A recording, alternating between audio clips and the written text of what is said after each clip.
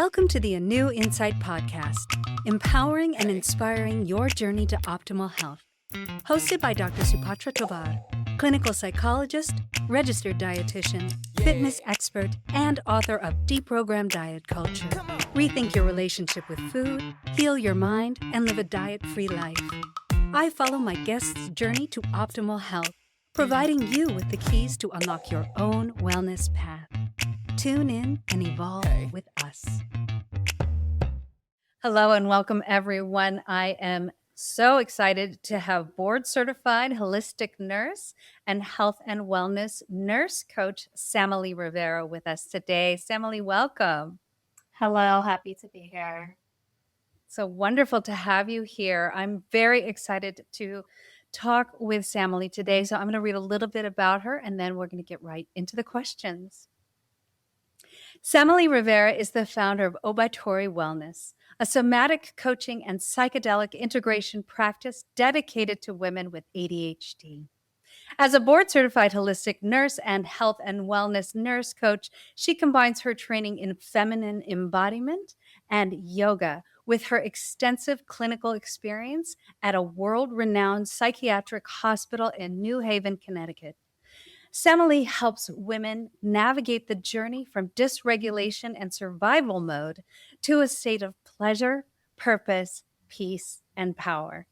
With specialized experience in interventional psychiatry, including the clinical administration of ketamine and ECT, Samalie bridges the gap between clinical science and somatic healing. Through Oubaitori Wellness, she offers monthly women's circles and a structured 3-month coaching container designed for deep nervous system regulation. While Samalie is on a 5-year path to becoming a psychedelic-assisted therapist, as she begins her DMP studies this fall, she currently serves as a vital guide for women seeking to ground their healing through embodied wisdom. So lovely to have you. Really happy to be here. So you began in traditional nursing. I would love to know what moments or experiences led you to realize that true healing needed to come from the emotional, spiritual, and nervous system aspects of health. Great question. So I've been in healthcare since 2018, and I started in the emergency department. And what I noticed while I was there is that people would come in for a cheap complaint, say headache, chest pain. And I noticed we would treat the symptoms. However, we weren't treating the root cause. So you would see these people come back into the hospital, the same issue, if not even worse. So this along the way of being in healthcare, I came to question what was really going on. I was like, why is this happening? Like, we're here to help people, but we're not really, we're doing something, but we're not really getting down deep. And this caused me to come into holistic nursing, where they have a holistic view of the person, the mental, the emotional, physical environment, literally everything, because humans are very complex.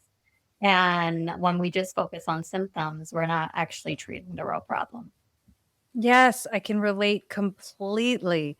I used to work as a dietitian in the hospital, and I was often so frustrated because I would see the same patients come back in, even if you'd give them dietary education. That's why I decided I needed to go on and become a clinical psychologist, because I needed to understand people on a holistic level. So I can completely relate to you. I think that's a big frustration in the hospital, that we're just kind of slapping a Band-Aid on a gaping wound. And if we don't address all of their functioning, then we are not really serving the patient. We're just giving them something to help them get through the pain, but we're not actually helping to cure the pain. I really like this. So you often talk about this idea that women are not broken. That is probably one of the most favorite thing I can say. It actually just gave a TED Talk, and that was one of the last lines of my TED Talk, is that we were never broken. but people are disconnected. And I completely agree with that. What do you see as the biggest forces in our culture that pull women away from their bodies and their inner voice? Another great question. And I feel like it's this hyper focus and hyper importance on the masculine, specifically masculine energy. We live in a society where it's very potent, it's like go, go, go, do, do, do. And this leads to burnout. This leads to a disconnection from the body and, just away from the feminine energy, the feminine essence, which is more intuitive. It's within the body. And also this focus on the external environment and feeling like, okay, if I get the car, if I get the house, this is going to make me happy. But what I've noticed, even personally for myself, is that when you go within and you make the internal world more important, it starts, first of all, you're more connected to yourself, and then your world around you starts to blossom. Absolutely. It's interesting that you talk about it in the realm of masculine and feminine. I didn't ever really think about it that way. I think, but I mean, absolutely. Right now, we're living in the manosphere, essentially, especially with our political climate and how women are being categorized back into more traditional roles with a huge emphasis right now. It's really always been an emphasis on their external appearance. I would say that diet culture is probably the, epitome of that kind of thinking and that kind of pressure for women. How do you get people to learn how to tune more into their internal world and tune out the external world, especially because it's so loud right now? Yeah. So something something I do and I encourage my clients to do is simply starting off small, like baby doses, baby steps, and doing something like connecting to your breath, that vital life force energy, or whatever you want to call it, that's within, that helps you feel connected. It helps you feel grounded and present in the moment. And presence, it's all about connecting internally. The more internally connected you are, the more present you are, and the more happy and satisfied you would feel, because when you're not in the present, you're in the past or the future and you're not within. So I would say definitely connecting to your breath or even going out in nature, even if it's a 10-minute walk. I recommend 30 minutes, but even if it's 10 minutes, you get so many benefits from the sunlight, the vitamin D. It's great for your mental health. And also, just another beautiful thing, as you're in nature, you realize you are nature. So it's just Mhm. so vast and so beautiful, and I love it. Oh, I love it too. I recommend the same things all the time, with the same kind of breathing exercises and give those same kind of recommendations. What about people that have a really hard time focusing and trying to get into the present moment? How do you help them? Yeah, so people that have a hard time in the moment. So something I love that I highly recommend, and it's great for also connecting to your body, is dancing. Because sometimes when you're still and you're trying to meditate or even tune into the breath because you feel anxious and a bit chaotic and it or overwhelmed, just simply turning on your favorite song, taking a moment to dance goes so far, and it helps you to get into your body and into the present moment and release stress. If you're at work, go to the bathroom, do it in Mm, private because it will help you feel more regulated. absolutely. And I would say too, like people can do something very simple if they're at their desk. they can just do some bilateral stimulation, Mhm. and that helps to activate the vagus nerve. And if you just are having trouble, you can't focus your mind, just doing this will help to calm you down and get you into the present moment. I love those. I love to dance in between my session. That's like my favorite thing to do in between clients, and to shake off some of the, harder things that I've heard. So you and I are extremely aligned. Tell us more about how you created your wellness company and what the name of your wellness company actually means. Yes. So, Oubaitori, that is a Japanese concept of non-comparison. There's Mm. actually 4 trees in the spring that bloom at different times. So it really goes back to focusing on you, your journey, and knowing that you are meant to be where you are at this moment in time and space. And, a lot of the time also on Instagram, you're seeing people's highlight reels. This is most likely not even the full big picture of what's going on. So it's like, don't compare yourself and just focus on you and your beautiful garden. Nourish yourself, water yourself so you could grow and blossom into the person you're meant to be. I love that. And I love the quote, comparison is the thief of joy. It's a Mhm. Benjamin Franklin quote. We are in a time, though, of such comparison, especially if you look at social media, you look at, diet culture and the advent of these weight loss medications taken from, these GLPs brought into diet culture to be used for very, very extreme thinness. What would be your recommendation for people who are looking at this stuff and feeling that pressure out there to try to emulate what they're seeing in the celebrity world? So, my recommendation, first of all, is to give yourself some compassion and some love and learn to love yourself and the beautiful being that you are. And just, yeah, that's my biggest recommendation. Focus on loving yourself. And if you can, I highly recommend doing a social media detox and getting away from all of the noise. Because when you go on social media, it tends to bring down your mood. And Mhm. then you tend to go into a negative spiral and, get into this mindset of comparison, which is very detrimental on so many levels. So I recommend doing that. I actually just got off of a 5-week social media detox. And let me tell you, I am so much present, so much grounded, and I'm doing so much more in my life. And I have so much energy. And use that time to focus on cultivating a loving and caring relationship with yourself. I love this.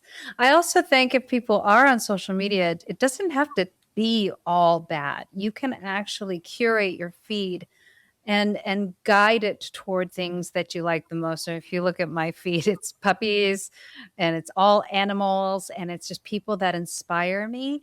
And anytime I see something that makes me feel a negative emotion or bad about myself, I hide or I block them. And I think that if you are a little bit more uh, in tune with your desires in your feed, and you're guiding your feed toward making you feel good at all times. It can be a force of good. But what you tend to see all of the time on any social media or even in the news are advertisements. And I think advertisements are inherently meant to make us feel bad. They are meant to make us feel like we aren't good enough, that we need that product.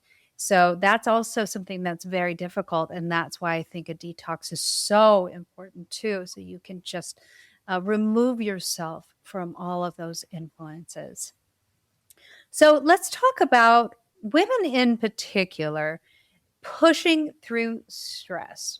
Women tend to ignore their needs, they tend to put everybody else ahead of them. They are constantly in survival mode. What are some early signs that someone's nervous system is overwhelmed, even if they think they're functioning just fine? Mm. So, some of the symptoms that you see in this early overwhelm is, first of all, you start neglecting yourself. You're not caring for your basic needs, simple things such as hydrating, eating meals at the right time. That's a huge one. And you start to see a sense of irritability, even agitation, making mistakes, and also insomnia, because when you're overwhelmed, you tend to be, again, in this state of go, go, go, do, very much in the masculine. And that could cause you to have racing thoughts at night. And it's keeping you up at night because you didn't take the time to wind down, to regulate your nervous system. So, those are early signs that you're in survival mode, overwhelmed, and just doing something as simple as a deep breath, belly breath, because it really helps to calm your nervous system, could go so far. Yes. I think that women in particular are conditioned to people please. Mm, And by that, I mean the expectations placed on young girls at a very young age to think of everybody else before them, to, anticipate other people's needs. If you look at that in terms of even a trauma response, people pleasing or fawning, as it's also called, is an attempt to make your environment safe. And I think it's really important for women to try to grasp the concept that no matter what you do around for everyone else, even if you are doing 100% your best, will never, ever really make you safe because you cannot control the reactions of anyone else. And you can really exhaust yourself trying. That's why I think it's so important to make the internal world safe. If you can do that and then operate from, I'm going to do my best, I'll just do what I can today. I will try to make sure I'm taking care of everyone else and myself. I think we would have so much less burnout, especially among women today. So let's talk about the women's circle that you facilitate through the Wild Woman Project. For someone who's never experienced a circle, what actually happens in that kind of space, and tell me why it's so powerful. yes. So, women's circles, one of my loves. It is a space, a safe space to meditate, reflect, share, set intentions, do rituals with women. And this is so powerful and vital because sisterhood is powerful. And having that space to drop the mask and actually reveal your heart, your true authentic self, and share your truth and be seen and heard in a non judgmental space could go so far. And yes, they're just very powerful. So tell me how they typically go from start to finish. Yeah. So usually a woman would come in. I will greet each woman at the door, offer a hug, tea as well. And I invite them into the circle. There's an oracle deck in the middle, and the women have the option to choose it if they would like to. I do share that the Oracle deck, I view it as a psychological insight into your life. So I'm a spiritual person, I'm not religious, and I'm here to meet people where they are and never force anything on anyone. We sit around in a circle. I open the circle, set a few agreements to create the container so it's safe for women to feel safe to express themselves. And I will go over the theme. And then we will ground ourselves, get ourselves into our hearts because we tend to be in our minds all the time. And then, yes, we meditate, we get into a reflection, we start sharing, and then we set an intention for example, for the new moon cycle. I tend to do these around the new moons, and it's very beautiful, it's very powerful, and I love it. Oh, I love it too. It sounds so relaxing and healing.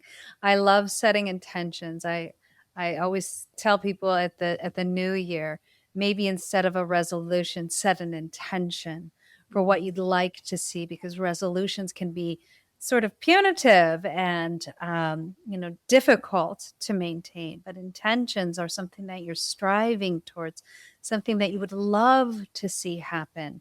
I think it's just a softer form of, carrying a vision forward for yourself. So, from your perspective as both a nurse and a holistic practitioner, how do you see the relationship between chronic stress, burnout, and the physical symptoms many women experience today? Go into more of what people are experiencing into their bodies. Yeah, so what this makes me think about is what you mentioned earlier, and that's the people pleasing. So a lot of women, as you mentioned, tend to people please. They tend to put others first, neglect themselves, abandon themselves. And this, first of all, causes a disconnection within, but also it's one of the contributing factors to things such as autoimmune disease. Gabor Mate, he's a really great author. Recommend reading his books. He He is mentioned great. he mentioned how 80% of women have autoimmune disease. Things like rheumatoid arthritis, lupus, the list goes on and on for autoimmune. And part of this, as I mentioned, is that women are not putting themselves first. When we start ignoring that fast heart rate or our tense muscles in the neck, the shoulders, the jaw, eventually we start to get numb and even more disconnected. And then years down the line, we develop an illness. And a lot of this is because we're ignoring ourselves and we're putting others first. Yes, absolutely. Another favorite thing for me to say is, you got to put the oxygen mask on yourself first. I realize we can't do that all the time. We've got, kids and things like that, and sometimes their needs come first, of course. But creating and carving out a self-care routine is not selfish, everyone. It is self-preservatory. And I often talk about mine, which is I feel a little excessive for people. I don't have kids, so I can do this, but I really do carve out several hours in the morning where I, wake up, I meditate, I work out, I create, make an amazing breakfast for my family. I walk my dogs. I make sure I sit in my massage chair before I sit down and I help people. And I will tell you what, if I don't do that, I can't sit all day in front of my patients. I can't listen, as intently as I would like to, because I'm not really feeling, present in my body. So I think if people can start to imagine self-care as self-preservation, as a way to be able to give more, as a way to, be more present in their lives, we would be so much better off. Tell us your self-care routine. Yes. So I just have to say, I love the quote, you can't pour from an empty cup. Like you need to fill yours before you could fill others. And I agree, it's not selfish. And something I love doing is yoga. I'm a yoga teacher myself, but I also love yoga. And I swear, I see and I feel the difference when I don't do yoga. When I work at the hospital, when I don't do it, I feel like a, a little irritable at times. I'll be Mhm. honest. However, when I do it, I'm so much grounded. I'm so much like present in the moment. I have such a great attitude. And yoga has, I swear, made such a huge difference in my life. I've been doing it since 2020, and it's been incredible, mind, body, spirit. And I also love nature walks. I mean, I walk 4 miles several times a week. And it's just because nature, it just seeing the beautiful trees like during this time of the year, the birds singing, it's so therapeutic. And also singing and dancing. I mean, the list goes on, but those are my top favorite self-care activities to do. I love this. Well, Samalie, we're out of time for this half of this podcast, but we're going to be talking about so much more. So, everybody, join us for this second half of our amazing conversation with board certified holistic nurse and health and wellness nurse coach, Samalie Rivera. Thanks for tuning into the A New Insight podcast. Please remember the content shared on this podcast is for entertainment purposes only and does not constitute medical advice. You can find us anywhere podcasts are streaming, on YouTube at my.anu.insight and at anu-insight.com under the A New Insight podcast tab. And follow us on our socials at my.anu.insight on Facebook, Instagram, TikTok, and Threads for more updates. Tune in next time and evolve with us.